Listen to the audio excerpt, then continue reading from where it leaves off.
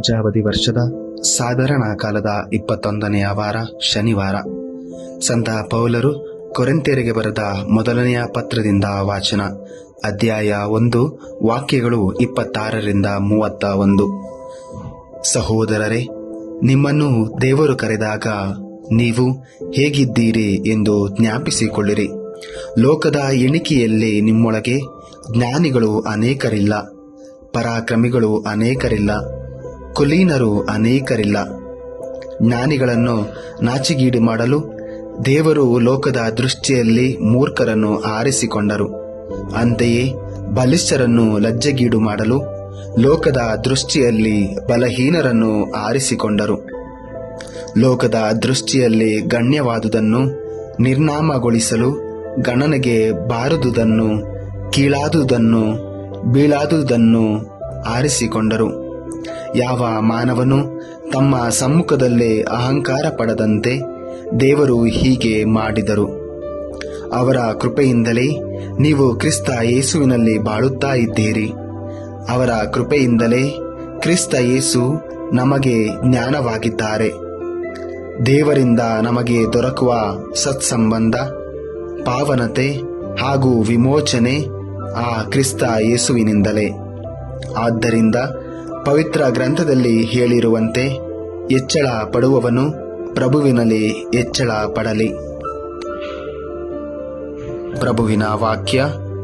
ದೇವರಿಗೆ ಕೃತಜ್ಞತೆ ಸಲ್ಲಲಿ.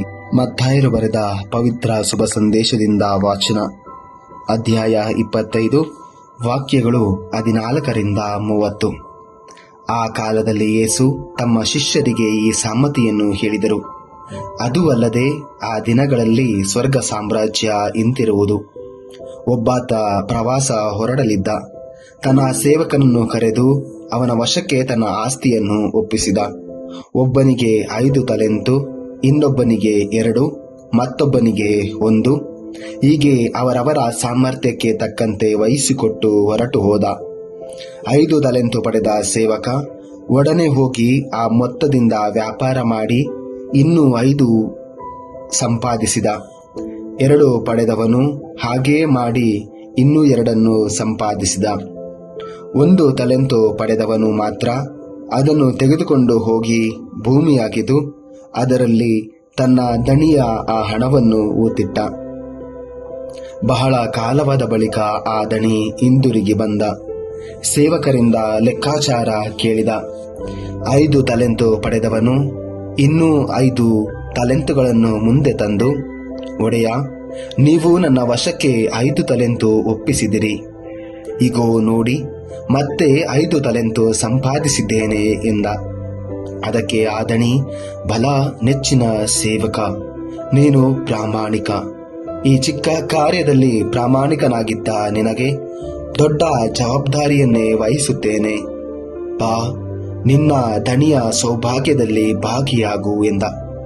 2 ತಲೆಂತು ಪಡೆದಿದ್ದವನು ಮುಂದೆ ಬಂದು, ಒಡೆಯ, ನೀವು ನನ್ನ ವಶಕ್ಕೆ 2 ತಲೆಂತುಗಳನ್ನು ಒಪ್ಪಿಸಿದಿರಿ.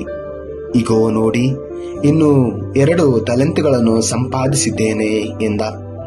ದಣಿ ಅವನಿಗೂ, ಬಲ ನೆಚ್ಚಿನ ಸೇವಕ, ನೀನು ಪ್ರಾಮಾಣಿಕ.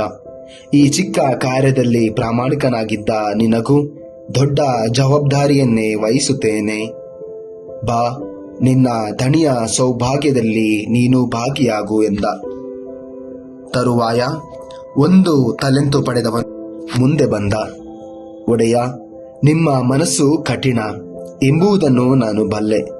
ನೀವು ಬಿತ್ತದ ಎಡೆಯಲ್ಲಿ ಕೊಯ್ಲು ಮಾಡುವವರು, ನೀವು ತೂರದ ಎಡೆಯಲ್ಲಿ ರಾಶಿ ಮಾಡುವವರು. ಆದ್ದರಿಂದ ನಾನು ಭಯಪಟ್ಟೆ. ಹೋಗಿ ನಿಮ್ಮ ತಲೆಂತನ್ನು ಭೂಮಿಯಲ್ಲಿ ಹೂತಿಟ್ಟ. ಹೀಗೋ ಸ್ವೀಕರಿಸಿ, ನಿಮ್ಮದು ನಿಮಗೆ ಸಂದಿದೆ ಎಂದ. ಆಗ ದಣಿ ಅವನಿಗೆ, ಎಲವೋ ಮೈಗಳ್ಳನಾದ ದುಷ್ಟ ಸೇವಕ, ನಾನು ಬಿತ್ತದ ಎಡೆಯಲ್ಲಿ ಕೊಯ್ಲು ಮಾಡುವವನು, ನಾನು ತೂರದ ಎಡೆಯಲ್ಲಿ ರಾಶಿ ಮಾಡುವವನು ಎಂದು ನಿನಗೆ ಗೊತ್ತಿತ್ತಲ್ಲವೇ? ಹಾಗಾದರೆ ನನ್ನ ಹಣವನ್ನು ನೀನು ಬಡ್ಡಿ ಅಂಗಡಿಯಲ್ಲಿ ಹಾಕಿಡಬೇಕಿತ್ತು. ನಾನು ಬಂದು ಬಡ್ಡಿ ಸಮೇತ ನನ್ನ ಅಸಲನ್ನು ಪಡೆಯುತ್ತಿದ್ದೆ ಎಂದ. ಅನಂತರ ಪರಿಚಾರಕರಿಗೆ, ಇವನಿಂದ ಆ ತಲೆಂತು ನಾಣ್ಯವನ್ನು ಕಿತ್ತು 10 ತಲೆಂತು ಇರುವವನಿಗೆ ಕೊಡಿ. ಉಳ್ಳ ಪ್ರತಿಯೊಬ್ಬನಿಗೆ ಇನ್ನೂ ಹೆಚ್ಚಾಗಿ ಕೊಡಲಾಗುತ್ತದೆ, ಅವನು ಸಮೃದ್ಧನಾಗುತ್ತಾನೆ. ಇಲ್ಲದವನಿಂದ ಇರುವ ಕಿಂಚಿತ್ತನ್ನು ಕಸಿದುಕೊಳ್ಳಲಾಗುತ್ತದೆ. ಅಪ್ರಯೋಜಕನಾದ ಈ ಸೇವಕನನ್ನು ಹೊರಗಿನ ಕತ್ತಲೆಗೆ ದಬ್ಬಿರಿ, ಅಲ್ಲಿ ಕಟಕಟನೆ ಹಲ್ಲು ಕಡಿದುಕೊಂಡು ಗೋಳಾಡಬೇಕಾಗುವುದು ಎಂದು ಹೇಳಿದ. ಪ್ರಭುವಿನ ಶುಭ ಸಂದೇಶ. ಕ್ರಿಸ್ತರೇ ನಿಮಗೆ ಸ್ತುತಿ ಸಲ್ಲಲಿ.